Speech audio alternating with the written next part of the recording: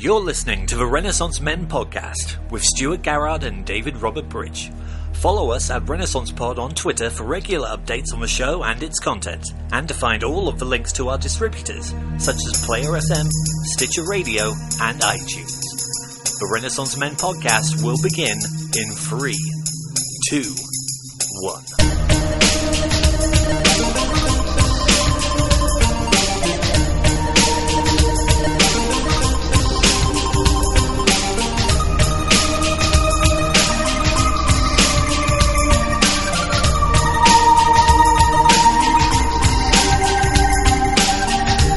Welcome to the Renaissance Men podcast, episode 14, for Monday, the 27th of October, 2014.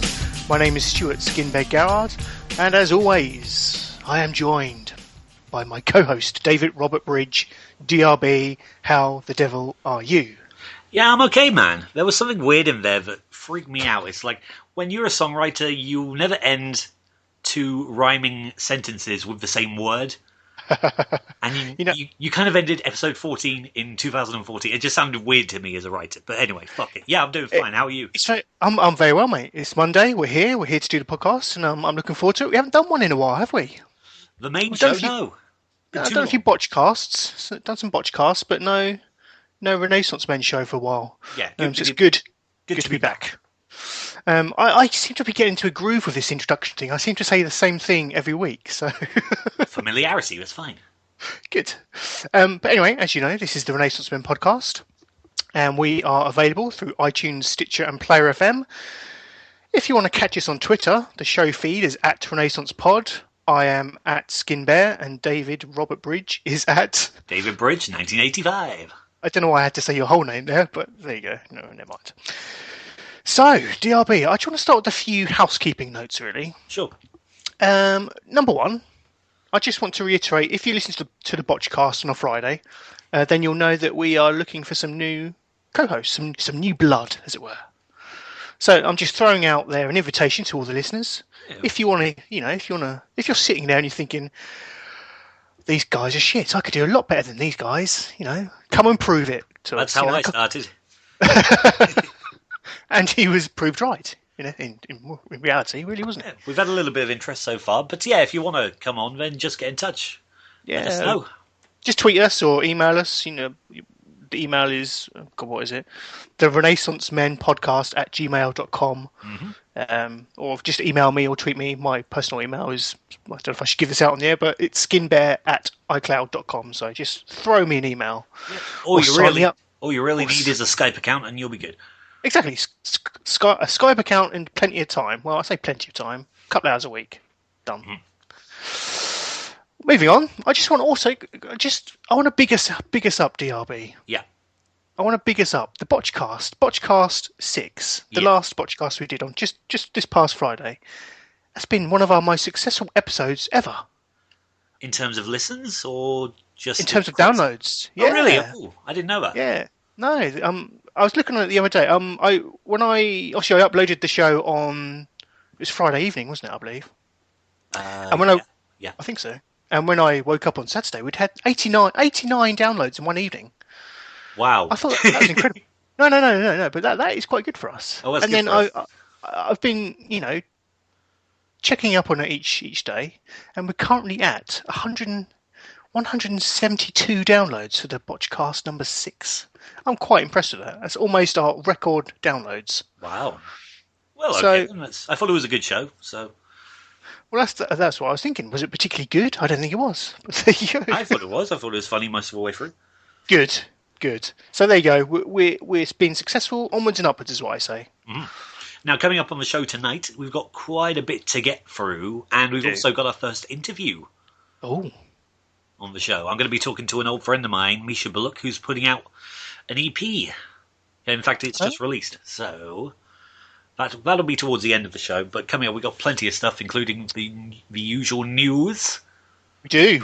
Anything else you want to discuss before we get into that? Well, I just wanted to see how you are, buddy. To be honest with you, anything interesting since we last spoke on this on the podcast main show, as it were? I don't know. It's been a while. Well, I mean, podcast listeners will know my cat's dead, but Yeah, I was genuinely upset to hear that, mate. yeah, but no. Other than that, no. It's funny. I bought a new Kindle Fire. That's Oh, probably have you? the most exciting thing. Oh, how you getting on with that? Yeah, good so far. I'm enjoying it. My Are you? iPod Touch just died, so So I hear. Yes. So I have. Is this your first Kindle? yes, Okay. And I'm you enjoying finding it. the Yeah, experience? enjoying it so far. It's pretty easy to use. It's not got the app range that you'll find on Android or Apple, but yeah, it's That's all what I right. understand. Yeah. I mean, I'm due for a phone renewal at some point soon, Yeah. and I was looking at those Fire phones, Oh yeah. and they're not getting great reviews. I think it's currently about 2 stars on Amazon. Oh really? Yeah, so people aren't, enamored with it. And from what I was reading online, I think it was on the IGN website, they were saying that Amazon have got $89 million worth of stock. They're just sitting on it because no one wants to buy it. So Wow. that kind of put me off, to be honest. So yeah, but one of the things that also put me off was the lack of support for any Android apps. Yeah, that's a So bit of a problem. It's got the basics. It's got what you'd need. But it just depends what sort of things you want to play or what you want to use. sure. Well, okay, cool. Some tech news there for you listeners. What have I been up to? Well, since we last been on this show, I've been up to Lincolnshire and sampled some real ale and curry and watched Lincoln City play football. It was a good weekend. The in-laws are up there, so All right. we traipsed up there for a weekend. It was very good. I was lucky to come back alive from up north, to be honest. Though it's grim and cold. I think that's about it, really. Yeah, fair enough. Yeah, we're having a Halloween party next Friday. Yes, I remember you saying I'm not invited. You're not? No, sorry. Real friends only, I'm afraid, mate. Oh, Yeah, but I'm looking forward to it. My costume is all decided. I'm going as Ash from Evil Dead. okay. Yeah, I don't know what it essentially, is. essentially, it just made me buying a pair of brown jeans and a blue shirt. Could be. I really hate the people who are like the guys who go to some fancy dress party as like James Bond. Yeah, or in a suit. Yeah, fuck you. I've come as a city banker, Yeah. so I can't wait for that on Friday night. We're going to play some games and eat lots of junk food, and yeah, excellent. Sweet. Which Are also, you gonna have like a recording device on you so you can get interviews that's with an people? idea. That's an idea. Just sample the atmosphere throughout the evening and play it on the show. We've advertised this party. We want to hear we want to hear. I think I might do that. Do it. Which leads us on to next week's podcast.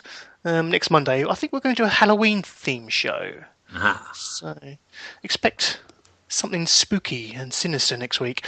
I'm going to be. I've taken the decision of I'm going to take all those horror films that I promised I was going to review for you through October, and just review them all in one super spooky show next week. So I'll be talking some horror films and The Evil Within that I've been playing on the PS4. So look forward to that. But we've chatted enough. Let's talk some news, shall we, DRB? News. Let's get this show going. See you off the break.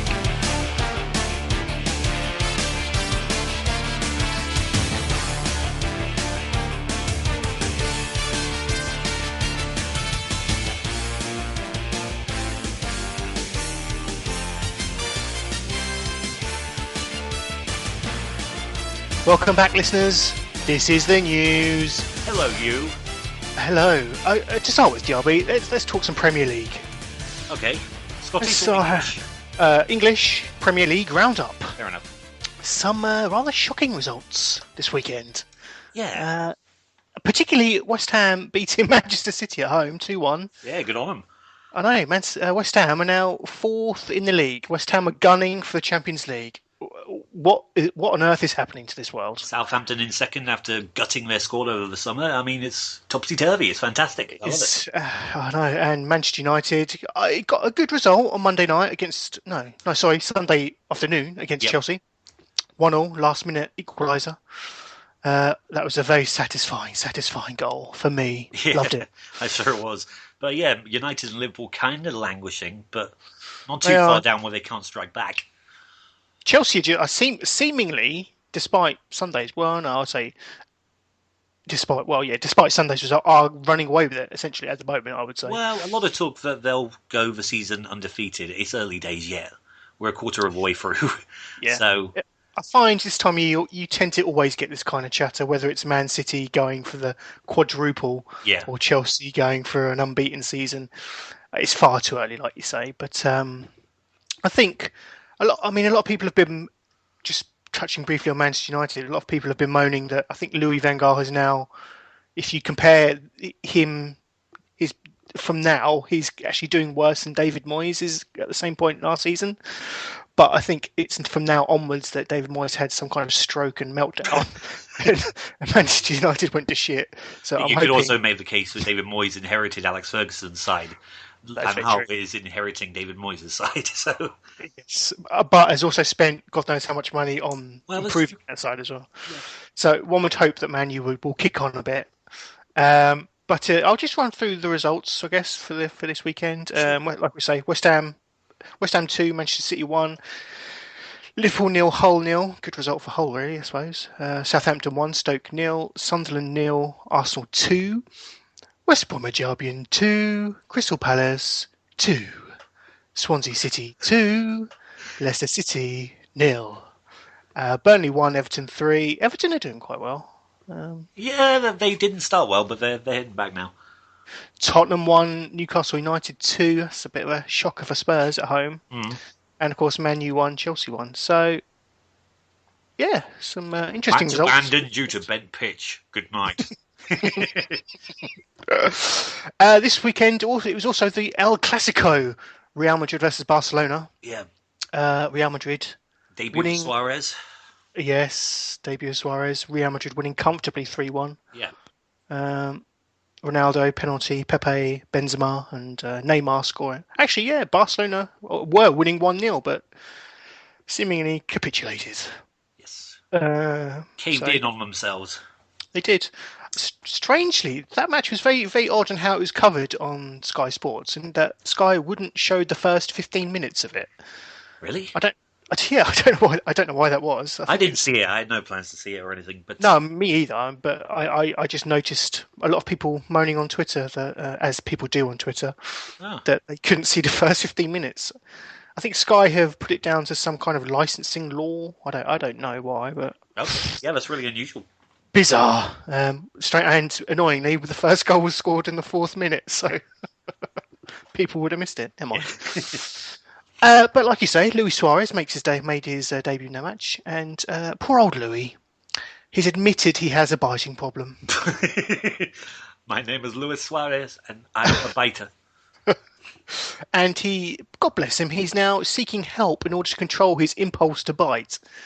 The BBC reports that Luis Suarez says getting help in order to control his impulse to bite. The striker, 27, who will make his Barcelona debut against Real Madrid on Saturday, was banned for 4 months of biting Italian defender Giorgio Chiellini during the World Cup. Admitting he had a problem, Suarez told the Guardian Weekend magazine, "It's like an impulse, like a reaction. I believe I'm on the right path now, dealing with the people who can help me, the right kind of people." So God bless him. He's yeah. I mean, I can't really fault him. At least he has admitted it now. But just strange. What I want to ask you, DRB, is how do you stop? How does he stop him the impulse to bite? Is it a mental thing? They should go and talk to the Speakmans. They should put him on there. I like it. I like. Or just wire his jaw shut, maybe. Maybe, yeah. Wear a muzzle. I like it, right? Have you checked out the Speakmans? They really creep me out. I've seen them occasionally on This Morning. Yeah, well, they're a married couple, but they look like brother and sister. They're very strange, aren't they? Yeah, they don't look right. I don't look right either, but they... yeah, they freak me out. Yeah, send them on there. I reckon they're from down your way, mate, to be honest. Are they? I don't know, I'm just making... You're saying weird people come from down here? I was just making an incestuous joke, to be honest. Oh... Yeah, like Norfolk is... Suffolk, mate. Suffolk. Come on, get right. Yeah, true. Too true. My only experience of the Speakmans, like I say, was on This Morning, where they had a woman terrified by spiders. Yeah. So to cue her, they proceeded to surround her with spiders. There you go. Maybe that's what they should do with Suarez, just surround him with shoulders. Very good, maybe. That's a very good idea. So there you go. That is our sporting footballing roundup for the weekend. I have one last story for you, DRB. Shoot.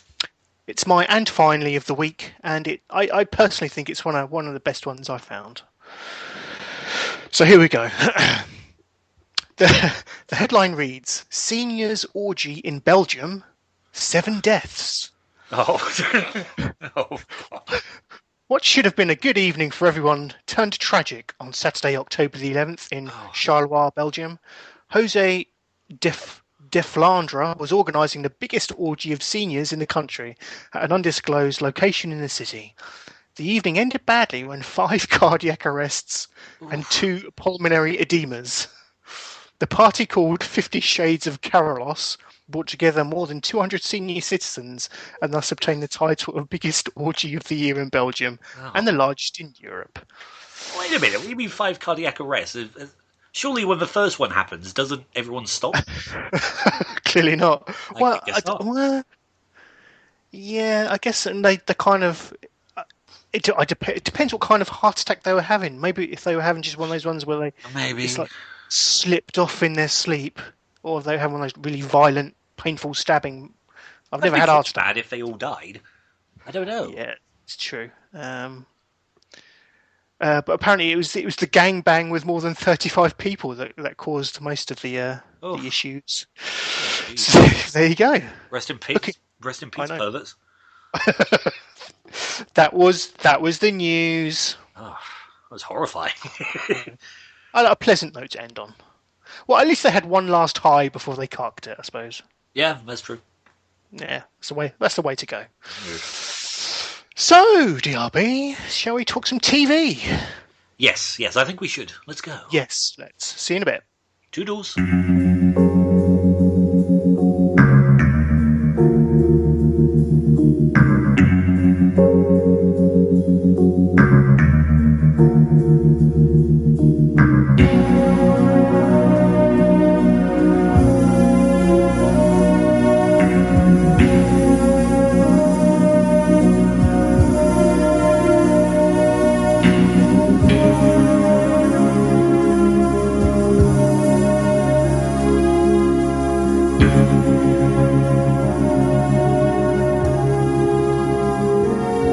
Welcome back. We're now going to talk some television. DRB, you have some exciting news to start us off, don't you? Well, it's not so much my news. It broke maybe a week and a half ago or so, but Twin Peaks is coming back. So I hear. Yeah. David Lynch has announced via Twitter that his old show that ended some 25 years ago is making a comeback in 2016. Mm-hmm. Now, that seems quite a way off, but hey, it's something to look forward to at least. And so it's one of those cult TV shows which ended kind of on a real cliffhanger that wasn't supposed to be the end, so it always had this openness left over. Now we're going to get some answers. Now, from what I understand, was there only one series of this? There were 2. Total probably, I don't know, maybe 30 episodes, something like that. Okay, and there was a film, was there? There was also a film, which I hated. But it was kind of an Origins sort of prequel almost. Yeah, prequel. Yeah. Cool.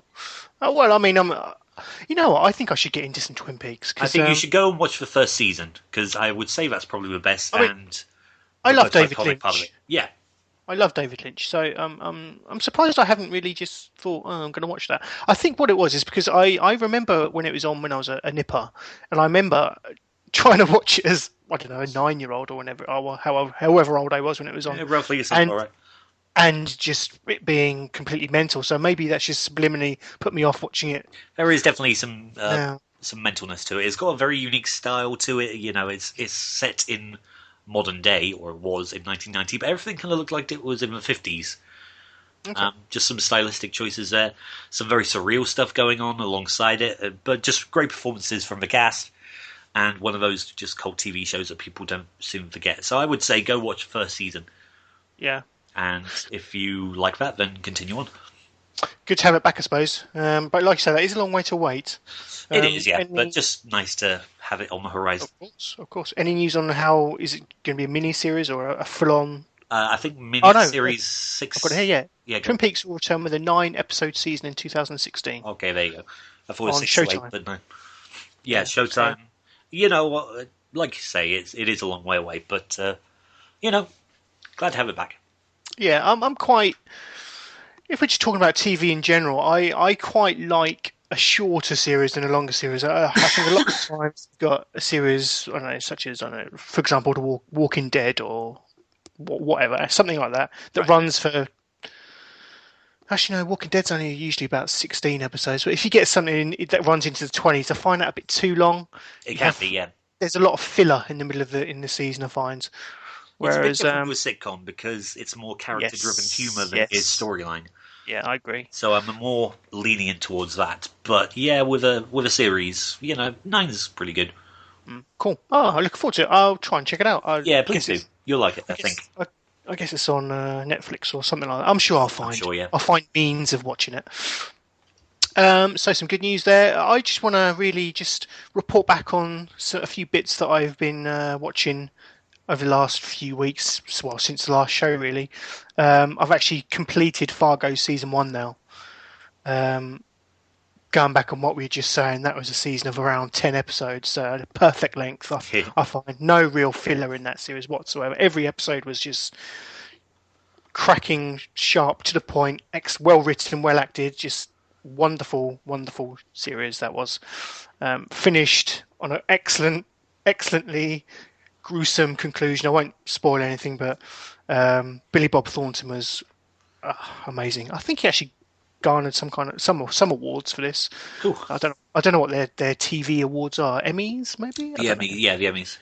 But he got something, Golden Globes maybe. But yeah, cracking series. Again, I implore you to go and watch it. I think it's actually out on Blu-ray. It's tough, man. You've got to have the time to invest into a new series, mate. and you've got to be willing to dive into it. And Yeah, and what I would say, it's one. To my detriment, I watched it in bits and pieces. I think it's one of those shows that you need to watch, not in one sitting, because that's going to be 10 hours worth, but certainly as few sittings as possible. Yeah, it's cracking. Loved it. Yeah, I'm thinking about talking Venture Brothers next week, and that's a similar kind of deal. So yeah, I'd agree with that. If I do it, then I'll dive right in. I won't go, repeat what I've said about the show and on previous podcasts, but it's just classic Coen awesomeness, wonderful setting and wonderful acting and a great story. So I am going to go and watch Fargo the film now, because I kind of want to see what the similarities or differences between the two are. So it'll be interesting to see how they both link. Yeah, report back. Will do. That's Fargo. Excellent season. Since we last spoke, Star Wars Rebels has started. I'm not sure if I spoke about this on the last show, but Star Wars Rebels is the new animated series set in the Star Wars universe, set between episodes 3 and 4. Yeah, you mentioned it, but yeah. But I've caught the first 3 episodes of this show now on Disney XD, and it's really good.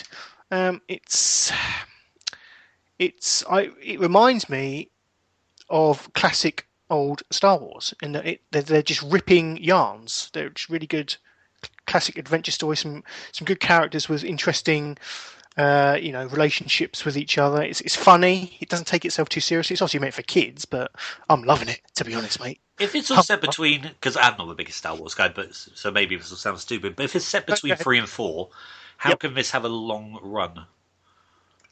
That is a good question.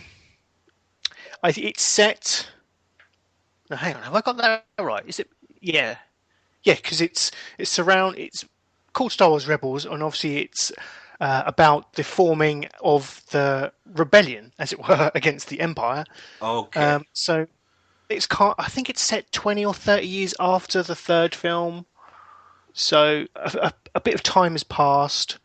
So this is kind of parallel to the main story, not necessarily involved.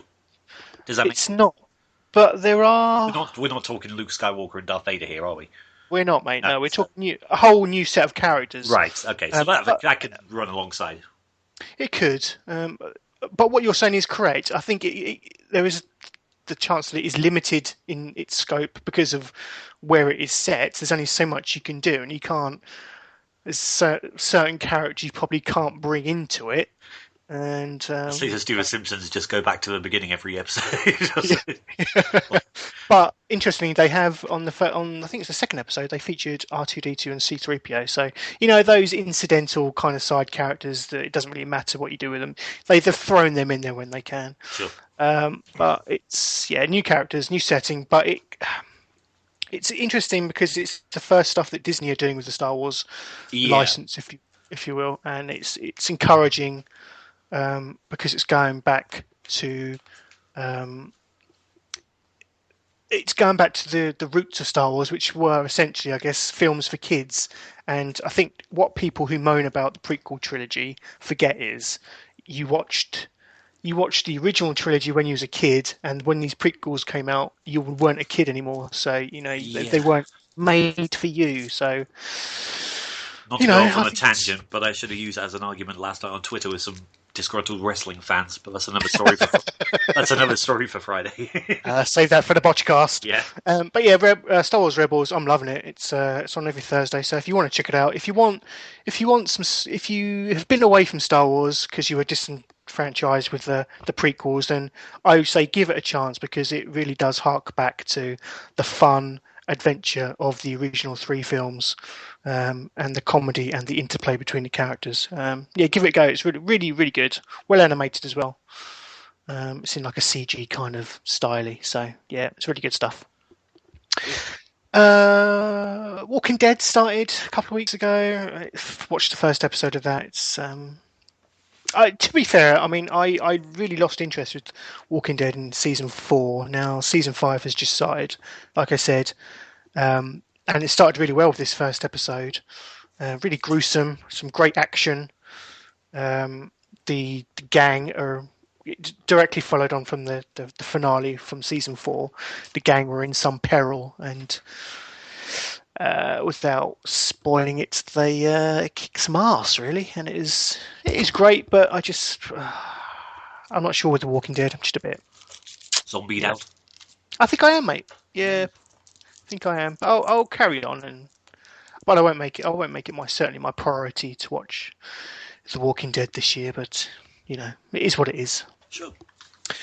But something we both want to talk about is the return on UK TV anyway of The Big Bang Theory season 8. Yes. Now, last week E4 showed episode 1. I believe you're up to episode 6 or 7. Yeah. Yeah, so I had to remind myself what happened in this first episode. But yeah. Basically, I think at the end of season 7, we left it that Sheldon. Spoiler alert. Yeah, spoilers. Sheldon had a bit of a breakdown, hadn't he? He decided to go journeying. He did. Penny and Leonard had got engaged. The comic book store had burnt down. Mm-hmm. He didn't know where he was in life. His surroundings, his world was falling. No, what's the term of the word? His world was falling apart around him. That's it. So he just went off and travelled the world travelled America to compose himself. But basically, just went around a bunch of train stations and lost. He did. And lost his trousers. Yeah, I love the fact he went round train stations. Didn't actually go anywhere. He didn't leave said train stations. Brilliant. But I mean, we're not going to break it down entirely the episode. But no. I mean, in general, what did you think of it? I'll be honest. I was disappointed. Really? I have been with Big Bang for a while now. I thought season 7 was pretty weaker. It had its moments, but I just don't find it funny. And for a sitcom, that's kind of, it is losing its charm a little bit. I'll give you that. I think a lot of the magic is still with Sheldon and Leonard's relationship. I think all the other relationships going on are kind of They've matured a lot, and Yeah, they've a bit played out, but I still like that core relationship between the relationship between Leonard and Sheldon and their differences and how that plays out. So yeah, I mean, like I said, I've seen, I think, up to episode 6 or 7. I wouldn't say it necessarily picks up a great deal from there. More of the same, perhaps, but I'm not saying that I dislike it either. It hasn't gone shark jumping just yet. It's just kind of stagnated, maybe slightly. yeah, Um, what can you do? One slight surprise in that first episode was that the actor Stephen Root appeared, looking completely different from the last time I'd seen him. Now, if you know the name, that is probably because you're a fan of the film Office Space. okay. I have seen that film. He played Milton, the retarded guy with my stapler, who burns down the place at the end. I haven't seen it for a while.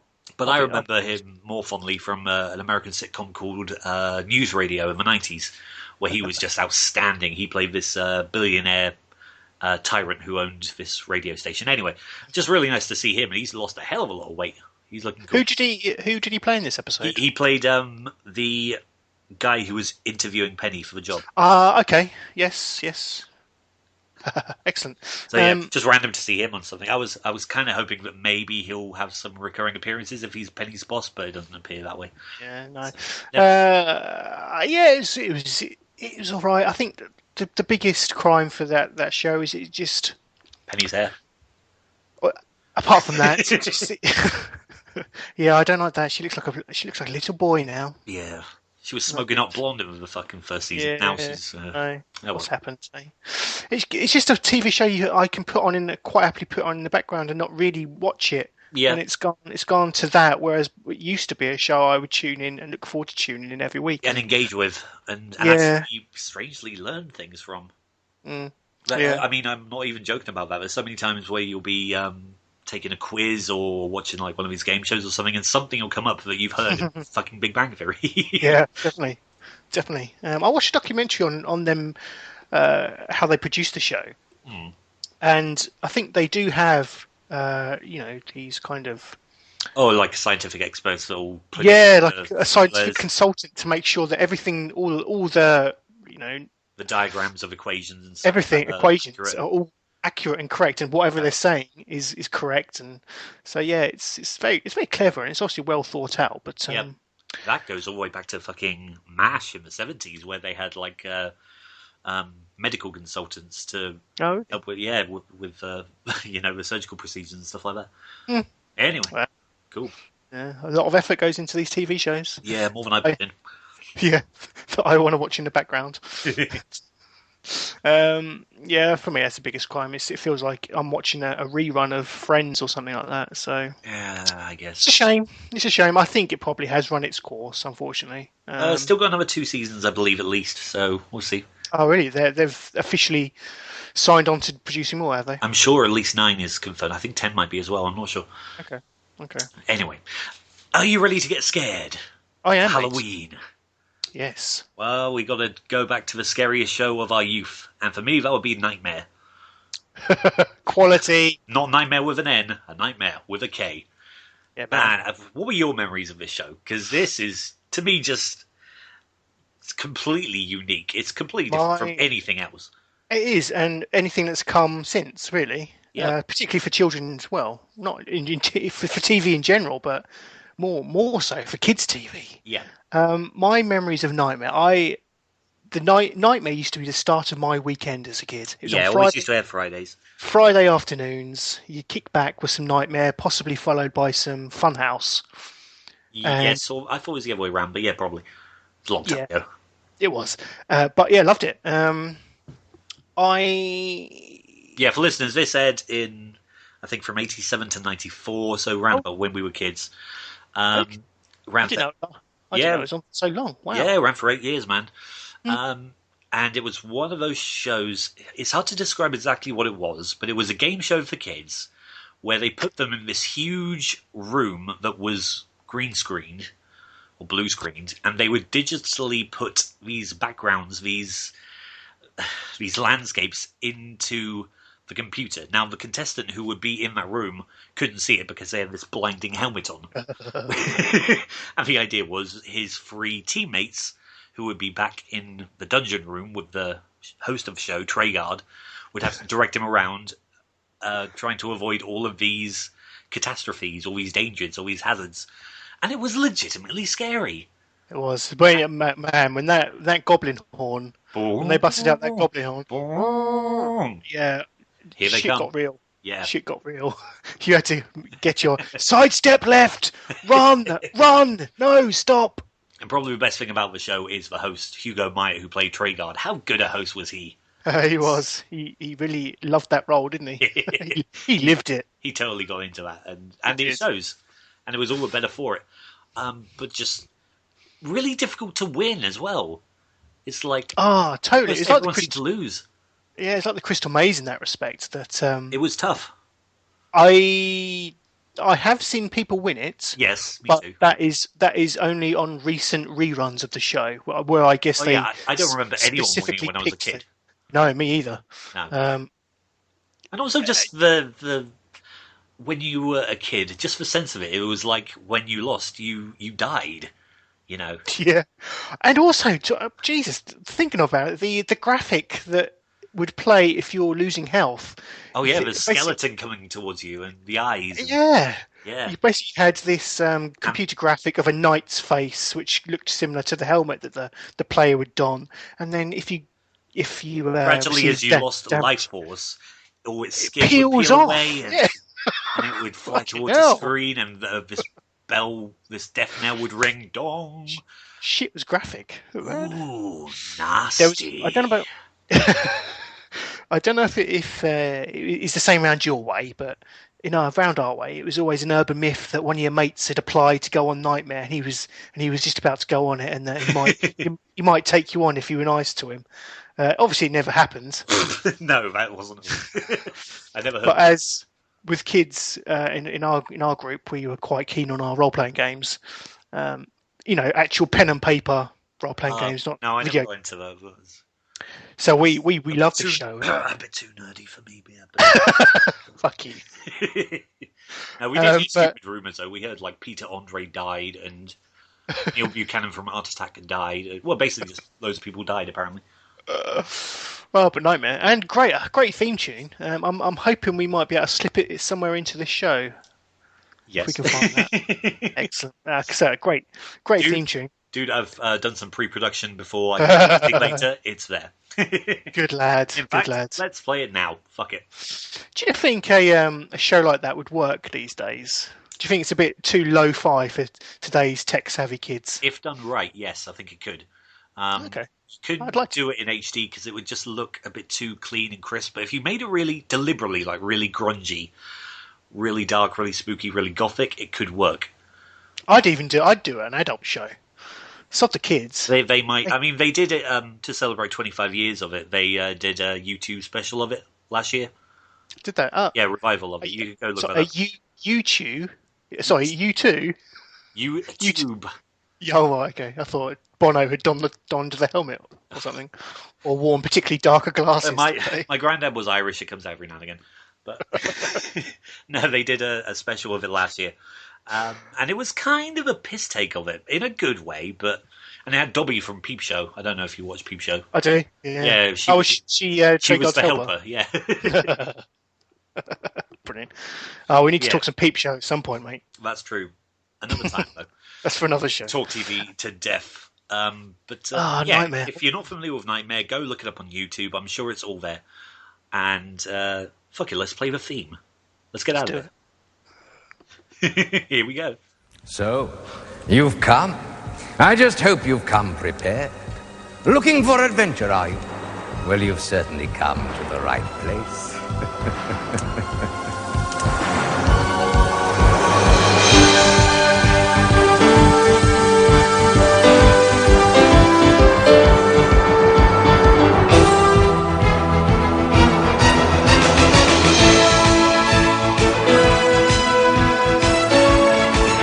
And welcome back. We are going to talk some film now. So not much to discuss this week. Got a little tidbit of news, although it is old news, but I think since we last spoke on the podcast, it's been confirmed that Ghostbusters 3 is a go. Yeah. Now, I'm not sure how you feel about it. I'm particularly pumped for this. Interestingly, it's going to be directed by Paul. Now, I want to say Feig. It's Feig. Yeah, I'm not sure. But anyway, he's going to direct it. He is best known for films such as Bridesmaids and The Heat, which starred Sandra Bullock and what's that other woman's name? I can't remember. Whatever. But yeah. But Ghostbusters 3, interesting. It's going to be an all-female cast. Oh, really? Yes, all-female Ghostbusters. From what I understand, it's not going to be a. It's not well, I guess it is a reboot in a sense, but it's not going to be connected, from what I understand, to the original film. So it's a new, fresh take on it. That's a complete reboot, I guess, then. So interesting. I'm disappointed to hear that. I didn't know that. yeah. I thought maybe. Well, I don't know. I mean, if Bill Murray is involved in some way, I'll be happier. I don't think he will be. I think he has a disdain for that franchise now. To be honest with you. Well, then why call it Ghostbusters 3? Why not just, Yeah. Yeah, that is true. Just go with something, or just make a completely different film. Bitch Poltergeist Hunters or something. That'd be awesome. That sounds like a trailer that should have been on Tarantino's Grindhouse. Yeah. Those fake trailers. Bitch Poltergeist Hunters. Yeah, I'd like it. Clitoris Ghoul Eradicators or something like that. I really liked Bridesmaids, one of Feig's previous films. Okay. Had a great cast, and if he transposes that cast and that style of comedy to Ghostbusters, I think it would work. I can see a lot of people feeling betrayal. I completely agree, I but know. I have yet to hear a valid argument why people think it won't be, or why it shouldn't be made. I'm not saying that it shouldn't be made. I'm just saying if it's bearing no connection to the original, which people loved, then that's a little bit worrying. Yeah. There was a rumour, actually, not to go off on a tangent, there was a rumour that Labyrinth 2 was in pre-production. Apparently that's false, sadly. Oh. But yeah, that was a rumour for a moment. Would it have starred David Bowie? I don't know. You would hope. I mean, how could it not? You can't have it without David Bowie. And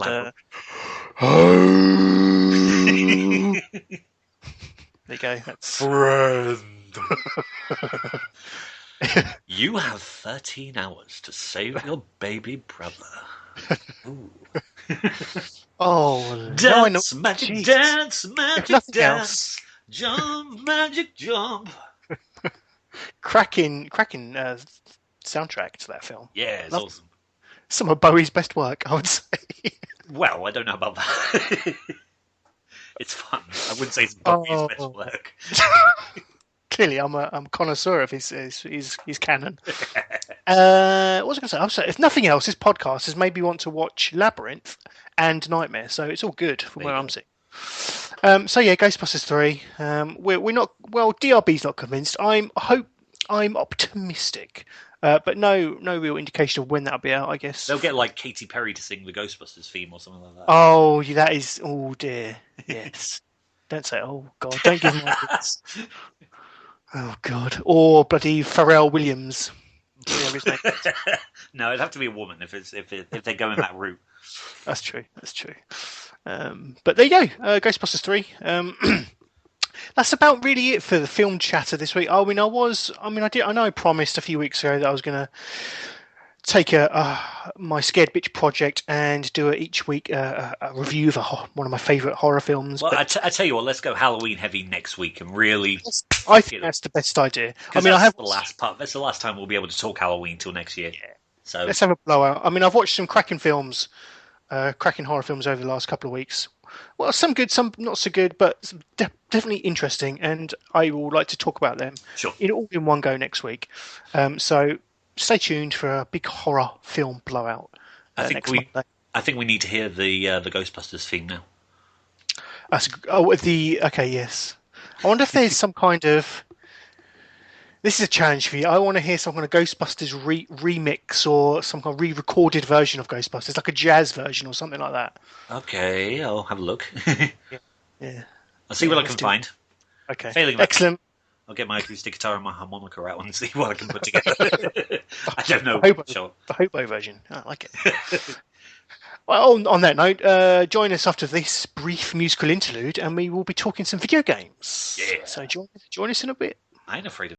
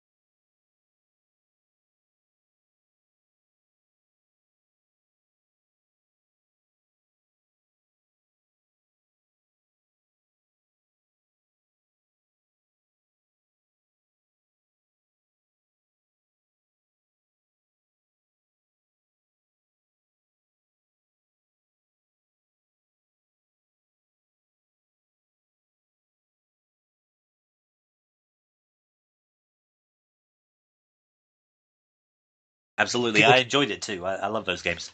good lad. Well, I have some good news for you, DRB.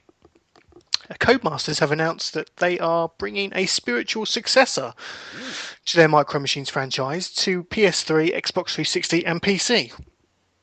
The new title is called Toybox Turbos, and it looks rather excellent. It's going to be out on Steam, PSN, and Xbox Live on November 12th.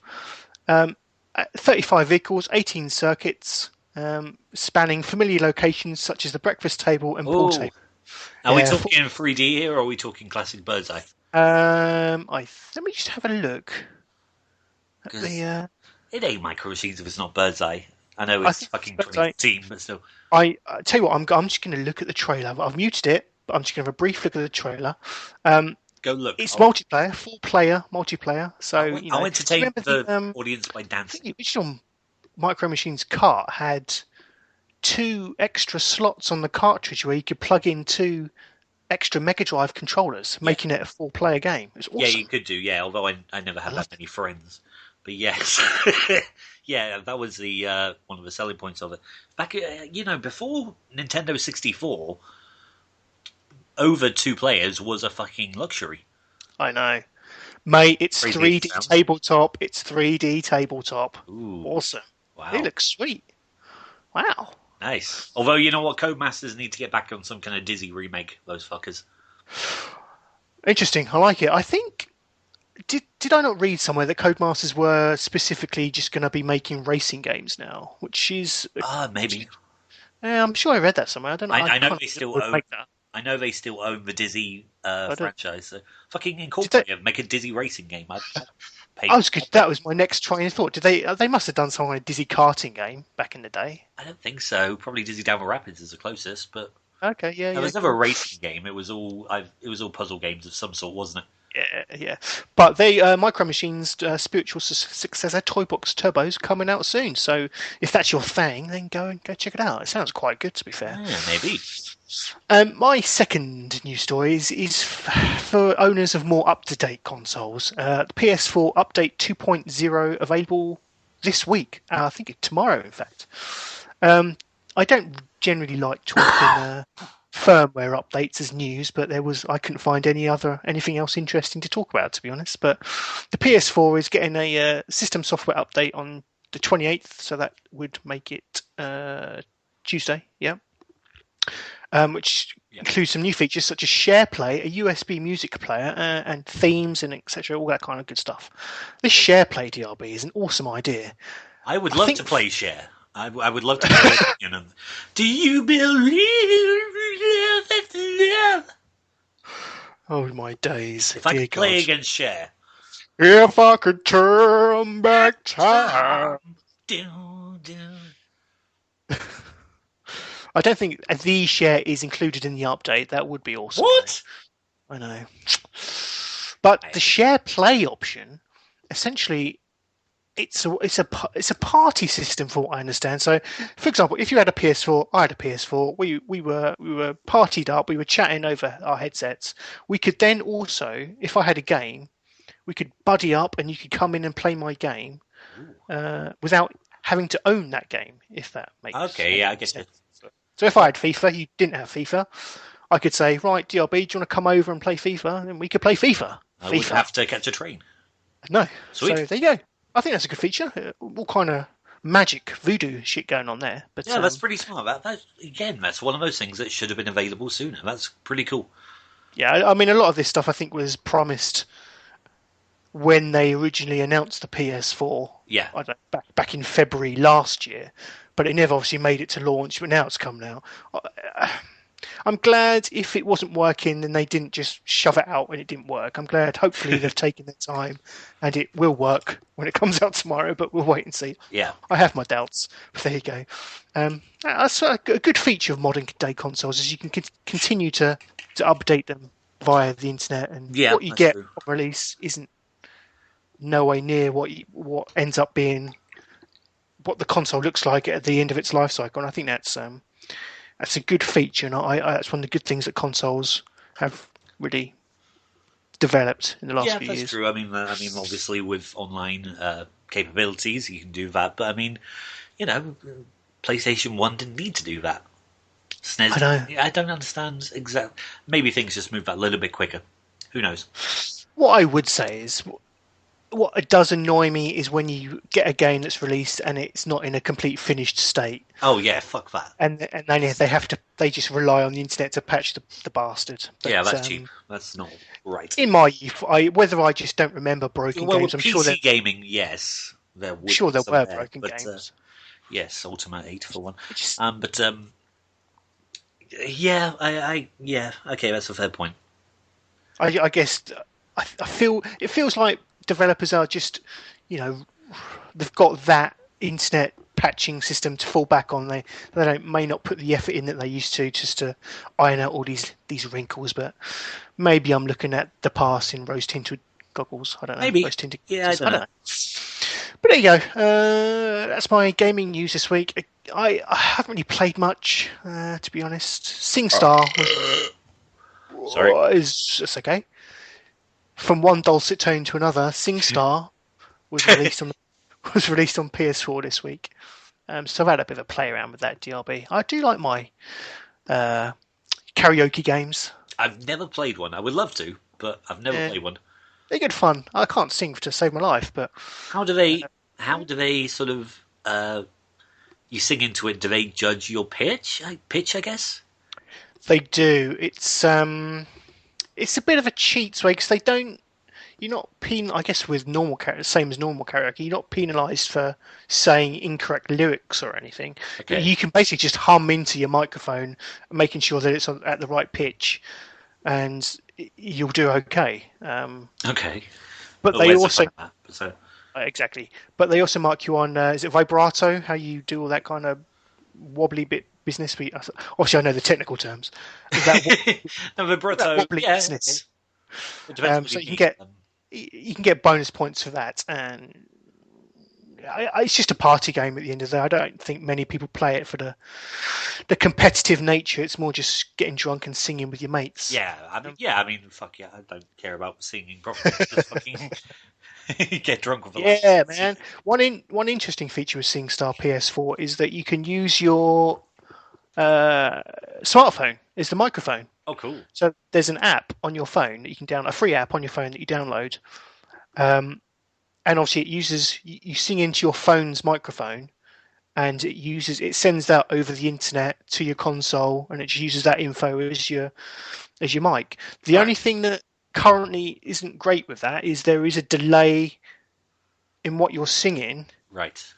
And it registering it on the screen to the pitch levels. So latency, we call that in the biz. There is, and it's very off-putting. Whether that's just because of the information's being basically sent to your router, and then from your router to your console. I wonder if we can find a way for me and you to have a sing-off. That'd be awesome. That would be cool. That would be awesome. You need a PS4 DLB. That's the That's thing. true. That does sort of hinder me slightly. But yeah, loving it. I had SingStar on the PS3 and love it. Love belting out some Bonnie Tyler. Oof. Yeah. You know what? Speaking of music, well, yes. Don't know about Bonnie Tyler, but yeah. Speaking of music, I think it's about time we get to interview. Interesting. Go for it. No, take it away, mate. This is your baby. You took some time out and recorded an interesting interview, didn't you? Yeah, I mean, we've been talking about different things that we can do with the show. We want to expand as much as we can and do lots of interesting things. One of them would be interviewing people. So I thought about who I would like to talk to, and one of my friends is releasing an EP right now, and I always thought he would be a great guest for the show anyway. So fuck it, let's get into him. This is an interview that I conducted with Misha Bullock, aka Civil Aviation. I'm going to play a little clip of his music and then we're going to get into it. So join us after this break. Thank you. See you in a bit.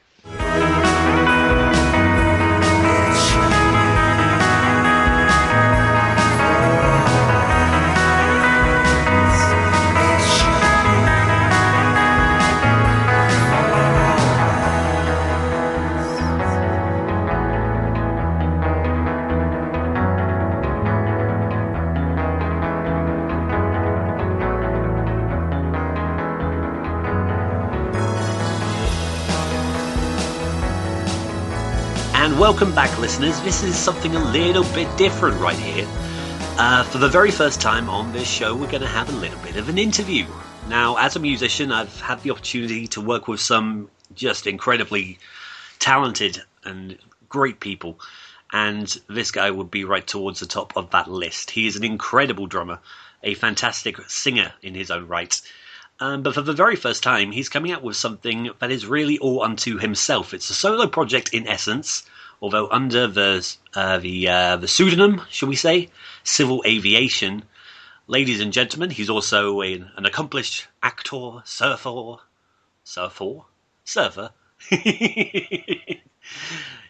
aka Civil Aviation. Ladies and gentlemen, my friend and yours, Misha Bullock. How you doing, Mishi? Excellent. How are you? Not too bad. All the way from Los Angeles, California. Yes, indeed. So I guess it's not even midday here. No, it's well past midday back here. I guess the first logical question is, what are you doing there? Why are you in Los Angeles? To not be in England, really. No offense, listeners. Well, yeah. Plugging away at the music thing, drumming for various different people, and working on several different musical projects out here. Yeah. Was that part of the appeal, moving to the States, that there would be more opportunities to work on musical projects? Yeah, I think so. It was also kind of an inspirational thing as well. I didn't particularly feel inspired to do anything except write miserable music when I was back in England. So I just felt like I needed a change, and this was available to me due to a dual nationality that I hold. My sister lives here as well, so it's nice being near family. The dual nationality, to explain that, is your mother is American, your father is British, correct? Yes. So you hold dual passports, correct. You can go live between the two. Precisely, yes. Very lucky. People would kill for that. It's true. Yeah. But no, it's good. LA is also, I mean, it's a grind, don't get me wrong, but it's you're never going to run out of people to meet and people to work with, and it's just endless. It's endless. Really, like a major metropolitan area like that. Well, Los Angeles in particular, I would imagine, is the mecca of show business. There's always stuff going on. Yeah, exactly. Yeah, so it's interesting to be a part of that. Yeah, and now I spent several years playing in just one band, Tenor System, and then since quitting that about a year or so ago, I've just really enjoyed focusing on my own solo stuff, and I've just started a new band with a friend of mine. So yeah, it's going good. That's for later in the future, but we've got to talk about what we're here to talk about, the new EP. Yeah, it's called Civil Aviation. Where does that name in particular come from? That name comes from an Omani beach. So I spent a lot of my childhood in Muscat, Oman. That's in the Middle East, for those who don't know. And there was a beach there close to the airport, so it was dubbed Civil Aviation Beach. And that's kind of a lot of very fond memories and of happier times were spent there. And so I decided to name that moniker that. Is there a lot of like childhood friends saying, "Oh, I know what that means"? Yes, yeah, there is. Cool. A lot of people. Oh, memories of Oman. It's really good. Yeah. Sweet. Well, you've described this EP. It's got 5 tracks on it. You've described it as a shimmering dream pop. Is that fair? Yeah, I think that's fair. I think that's kind of the style that I'm enjoying to listen to, and what I'd like to write more in. But I think the EP actually, despite me saying that myself, I think the EP came out almost folky in some parts. In places, I can hear that. Yeah. Particularly a track called Mid July. That's a really old song that I wrote maybe 5 years ago. 5 years ago that I kind of brought from out of the grave and worked on it again. Resurrected. So that was experience. Yeah, precisely.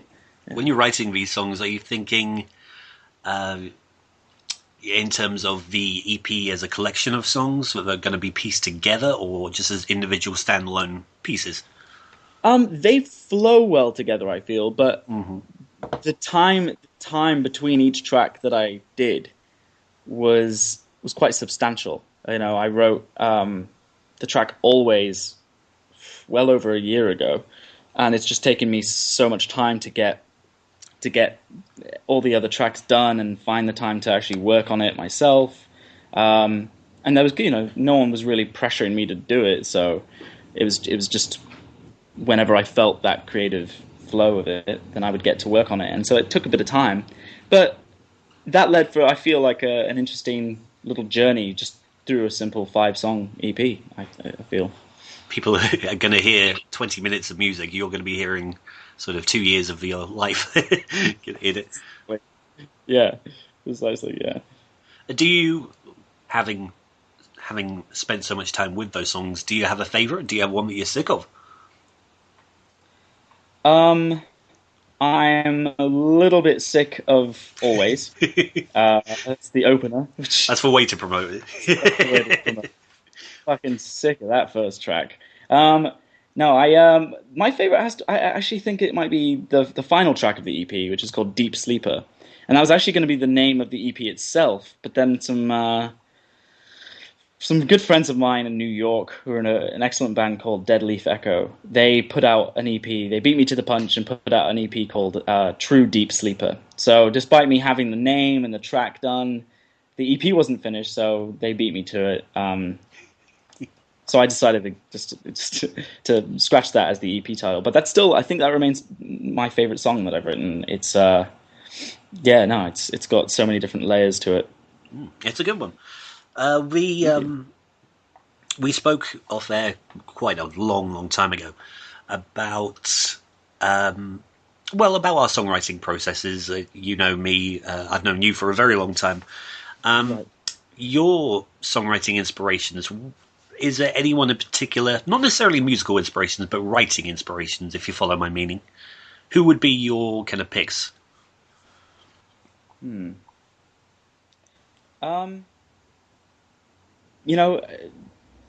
of it is poetry, the romantic period, especially, Keats and Yeats and all that.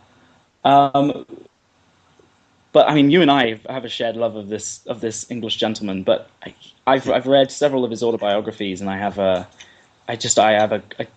other than some of his own personal choices and things, I love the words of Stephen Fry. I can't really say if that's inspired my music whatsoever, but I think the way I phrase some of my sentences, in lyric form, at least, I think I often think back to him and ways things can be said that just tonally sound more appealing and flow in a more interesting way than usual. Oh, it is interesting. It's a different way of going about it. Right. Yeah, it's nothing to do with music necessarily. and of course, then we've discussed this many times, and it's probably one of the first things that actually bonded us to be friends, I think. But Nick Drake, obviously, kind of is my main stepping stone into style and songwriting. Not that my music sounds anything like him, but I think that's had a big input for me for that. Yeah, I mean, in having a discerning eye, you can kind of hear that influence come through on the music, but certainly not directly. You wouldn't say it sounds like a Nick Drake project by any means. It's very different. Who musically would you perhaps point to as inspiration? More contemporary acts, bands like Wild Nothing, Dive, and Beach Fossils, definitely. Yeah. Haibu as well. That kind of that just makes you feel like you're floating. It's great. For sure, those bands I've been listening to a lot lately. Well, with this EP, let's have one last word on that. First of all, where can folks find it? You can find it on my Bandcamp page, which is literally Bandcamp and Civil Aviation, and you'll find it right there. Yep. I think also bandcamp.civilaviation.com, correct? I believe that is correct. I believe so. You best check that, actually. Well, I think it's the other way around. It's civilaviation.bandcamp.com. Our listeners are smart, they'll find it. Yeah. Is there any other ways that they can get in touch with you or find you online? I have a YouTube channel under the same name, and that's about it, really. SoundCloud? And SoundCloud, yeah, thank you. SoundCloud, YouTube, and Bandcamp. You can find me and listen to. Every now and then I'll post little covers or just random songs that I've come up with that I don't feel necessarily need to be in a collection. You can follow me on there. Oh, sweet. So what comes next? You mentioned that a new band is kind of in the works. Is that the next main thing for you? I think so. It's very much in the works. We've almost got about 7 songs written now. It's myself and my friend Christopher, who's a fantastic guitarist, one of the best in LA. We used to be in a band together, and then we both parted ways with that band. And over the past couple of 6 months or so, we've steadily been writing tracks together, and it's good. It's much more in lieu, closer to Dive, closer to Wild Nothing, but still with kind of the Smiths, vibes of the Smiths, and Christopher is obsessed with Johnny Marr, so a lot of that comes through, which is great. The band is called Potions Class. We don't have anything available or up yet, so sorry, that's a bit of a tease. A little while ago, you sent me a very, very rough early demo, and it sounded like it had good energy to it, man. Yeah, thank you. Yeah, it's fun. It's funny. We're writing songs quicker than I expected and that I'm used to. We a couple of weeks ago we sat down and we wrote a song within an hour or two, and that's never happened personally to me. That doesn't happen. It's always great. It's a great feeling when it does. It's a good feeling for sure. But yeah, that's kind of what I've been going on, and also trying to also kind of focus a bit more on drumming. Putting myself out there and playing with various different acts, meeting new people, and also doing a little bit of composition work, if I'm correct. Correct. Yeah. I've been scoring a show called Anne and Jake that's actually written, produced, and stars my sister Victoria Bullock. It's going to be a great show. There's a teaser trailer online about it if you just type in Anne and Jake. I've seen it. I'm composing the music for that, and that's really, really enjoyable. It's definitely a passion of mine. Yeah. With the newer band, are you singing on this? I am. I'm taking a step away from the drums, and I'm playing guitar and singing with that. So that's a new experience. It's a little bit different. Jack of all trades. Yeah, just a little. Master of some, as opposed to master of none. I tell you what, one thing that I have got to get your opinion on just before we wrap this little thing up. Earlier in the show, we were talking about the announcement of the revival of Twin Peaks, and I know you're a huge fan. In fact, you got me into it. I am. So, what do you want to see? What do you expect to see? Where do you stand on it? I am nervous about it. Yeah. Christopher and I... Sorry. Yeah, actually, Christopher and I bonded over Twin Peaks.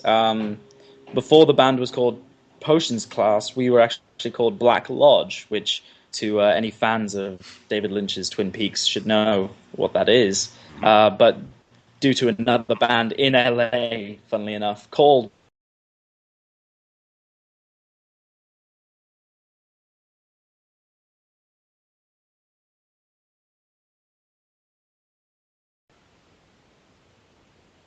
Black Lodge, we had to change the name.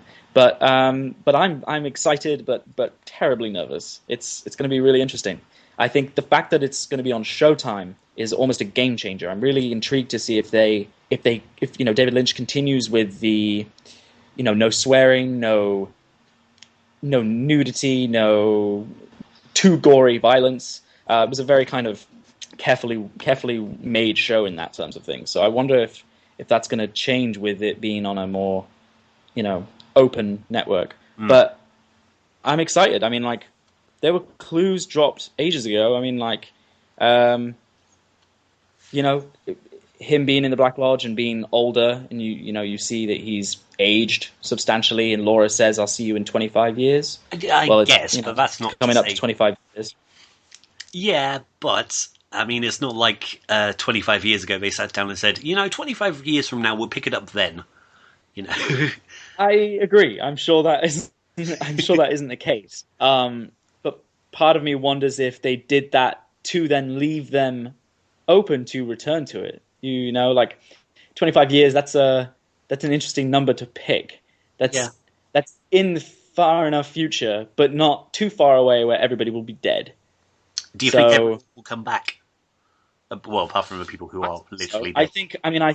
I have a feeling like Big Ed is definitely going to make a return, because apparently either Mark Frost or Lynch, I can't remember, tweeted saying anybody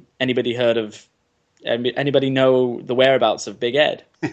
And apparently somebody was able to get him in contact. So I have a feeling like Big Ed's going to make a comeback, and that's great. He's one of my favorites.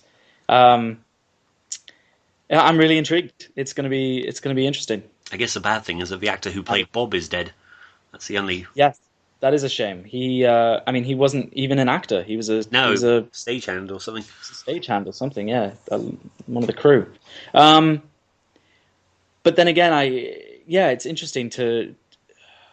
It could go so many ways. I'm really hoping that it's more like the first season and the end of the second season. I mean, I'm a huge fan of Twin Peaks, don't get me wrong, but there is a painful couple of episodes. Agreed. But I mean, the fact that it is Lynch being hands-on with it suggests that it will be more like what you want. So. He doesn't make a disappearing act again. Yeah. I think there'd be a riot if he does. Right. Yeah. Well, cool, man. Thanks for sharing that with us. Hey. Once again, that's the Civil Aviation EP. You can find that on Bandcamp, just $4. Dollar bill, y'all. Yeah. Thanks so much for having me, Dave. Absolutely, no problem. Any parting shots? No, if you... I hope you like the music, and check it out. Sweet. Go have yourself a cup of Yorkshire tea. You've earned it. I'm going to do that, yeah. That's my plan exactly. Okay, thanks, dude. Thanks for talking to us. Cheers, mate. All the best. Welcome back. That was DRB's interview with Misha Bullock of Civil Aviation. Thanks for that, DRB. That was some excellent stuff. Yeah, I thought it was good, man. I'd like to do more stuff like that from a wide variety of people. Yeah, keep on expanding. Yes, I mean we're a platform for people to come and chat to us and you got something to promote their wares. Come exactly. Yeah. Sell your sundries. Just speaking on music, finally, I just want to throw out my love of Taylor Swift again to people. Taylor, God bless her, latest album, 1989, was released today. I thought you said music. What? Oh, whatevs. Yeah, fuck you. Yeah, Sorry, yeah. I didn't Fuck want off. to be mean. Go on. I love Taylor. To be fair, I haven't listened to her album, so it could be a complete pile of shite. But I just thought I'd let you all know that it's out, and that's what I'll be listening to for probably the next 6 months. Now we all know. There you go. There you go. Just saying. Would you like to have But on that, one last little bit of fun just before we leave? let's do this. What have you got? What have you got for me, mate? Just come across this quiz. We spoke about the Big Bang Theory earlier. I'm going to take you through this little test. It's called "Which Big Bang Theory character are you?" Okay. So does this involve some deep psychoanalytical questions? I assume so. Okay. We've got 15 questions here. 15 questions. I'm going to ask you them very quickly. Yes. First of all, who would you want to be? I think everyone really wants to be Leonard. Yeah. Good answer. Yeah, because obviously he's buffing old Penny. So yes. Okay. I'm aiming for Leonard. Come on, Leonard. Who are you expecting to be? Raj. Okay, so here we go. Question 1. In a team, you are usually A, the loudmouth with all the answers. B, cheering for the team. C, working in the background. D, what team? You work alone. Or E, whispering the answers to your teammate. I think I am working in the background. Okay. I think so. Yeah, that's me, man. Question 2. On Halloween, you're most likely to dress up as A, an adorable animal. B, something totally obscure. C, a creature from a fantasy series. Or D, a mythological god. I'm going to go with the character from a fantasy series. Okay. Yep. Question 3. You rather go out with a boy, girl, or no one? Girl, of course. Fair enough. Surprised.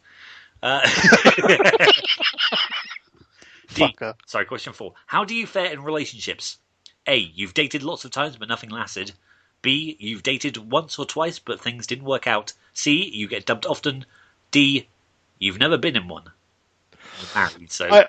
I would say, well, okay, prior to that, I would say C. Okay. Is that the official answer then? Yeah, we'll go C. Okay, you get dumped often. Which best describes you? Socially inept, confident, or idealistic?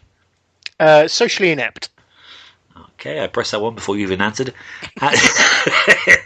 Question 6. How organised are you? Not at all, extremely, enough to know where things are. Enough. Yeah, I get by. Okay. Your attractive new neighbour moves in. How do you react? A, you don't care, you have your own life. B, you're going to see how you can help out, then flirt.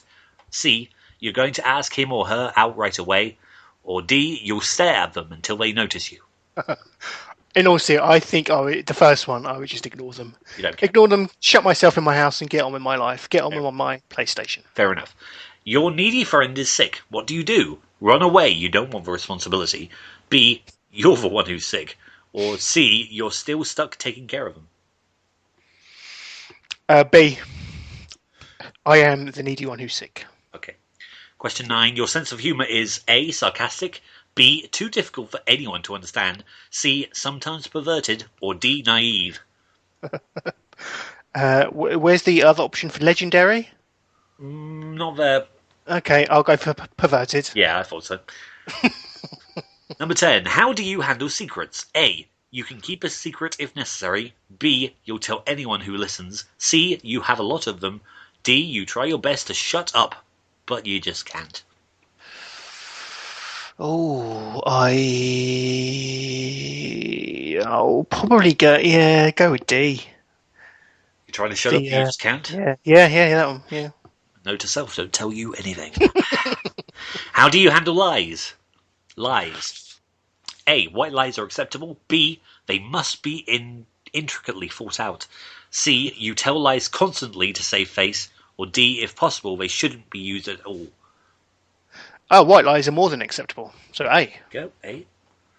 Question 12. And may I say you're looking particularly fine today? Thank you. That's very nice of you. Question 12. If you could time travel, where would you go? A, the future. B, the past. Or C, the time you made your worst mistake? Oh. That's a good question. I think I am. I like looking into my past, and yeah, I'll go in the past. Yeah, Okay. Question 13. relive my youth. Yes. Question 13. Do you speak a foreign language? Yes, no, or does Klingon count? We. Really? No, I don't. No, I thought not. Question 14 out of 15. You are loyal to A, your family, B, your friends, C, your lovers, D, yourself. I hope Amanda hears this. This is going to be interesting. I know. Okay. I think I'm a selfish person, so I'll say D. Okay. I've answered these questions surprisingly honestly. You have, yeah. Finally, question 15. Who's your favourite comic book superhero? A, The Flash, B, Superman, C, Batman, or D, why just one? Bring on the entire Justice League. Okay, of that selection, I'll go Batman. Okay. Batman. So, once again, you were aiming to be Leonard. Hoping I've got to be Leonard. I think I'm going to be a Sheldon. You're expecting to be Sheldon. Judging on how you answer the questions, what do you think? I think Sheldon. I think I anticipated being Raj, but I think after the questions you've asked me and my answers, I think Sheldon might come up. Well, according to this quiz, yeah, this random website I strolled on, you are Leonard Hofstadter. Hey, awesome! You have a fairly high IQ, but you don't necessarily brag about being a genius. Oh, no. You don't want to be seen as a nerd, nor do you want to fall into the geek stereotype, despite wanting to be more social with others, especially romantically. You tend to become awkward and say the most absurdly smart things. However, you are pretty well adjusted and adventurous enough to try something new. There you go. There you go. That sums me up to a T. Thank you, DLB. That's all right. Thank you very much. Thank you very much. So there you go. I am Leonard. I am now anticipating my attractive blonde neighbour to turn up any minute now. I'm waiting. I'm looking. No, nothing. Okay. No. To be fair, I'm married, so I've got my own penny. Yeah. I'm not touching that one. So there we go. That was the Renaissance Men episode 14. That was. That felt like a good. It feels like a good one. I think so. We're on a roll. It's going well. I think so. So I just want to reiterate again: if you are listening, you've got to the end, and you want to get involved with the Renaissance Men in any capacity, if you want to come on the podcast, or if you fancy doing some YouTube videos or any kind of shit like that, then joining us on Fridays for the Botchcast, perhaps. Yes, You're a wrestling fan. If you're a wrestling fan, by all means, get in touch at the usual places. I guess probably the best place to get in contact would be on Twitter. Yeah, that's we're where both are mainly. Yeah. If you want to contact us on Twitter for any other reason, then the show is at Renaissance Pod. I am at Skinned Bear. DRB, you are. Sorry, I burped. Indie Pops. DRB. That's not. You are at. I am at David Bridge 1985. Thank you. I do apologise. That's all right. The email, if you want to email us, is therenaissancemenpodcast@gmail.com. And all that's left to me to say is to thank you for listening, and we will see you on Friday for the Botchcast, which will have, as it's on Friday, it'll be free nil. Yeah. Well, whatever, man. How many? Just on an aside, how many pay-per-views are there left till WrestleMania? There can't be that many now. Survivor Series, TLC, Royal Rumble, whatever the renaming Elimination Chamber. There's 5, including WrestleMania. There's 5. So I basically have to win all of them from here on in, pretty much. I've got to win. Yes. That's not happening. Okay. Anyway. If you're listening to the Botchcast, you know what that's all about. But tune in on Friday. We'll be talking Hell in a Cell. And join us again next Monday if you want to. For the real Halloween edition. It'll be our Halloween special. So, we will see you. We'll say goodbye, and we've got to go out on, since Misha was kind enough to be the first ever guest on the Renaissance Men podcast. Let's go out on one of his songs. He said that it was his favourite, so we'll go out on this. This is called Deep Sleeper by Civil Aviation. Go on his Bandcamp account, if I can speak properly, and go check out the EP in full. Lovely. Thanks again for listening, and we'll see you next time. Yeah. See you soon. Take care, listeners. See you later, mate. Take care, and see you next week, listeners. Bye for now.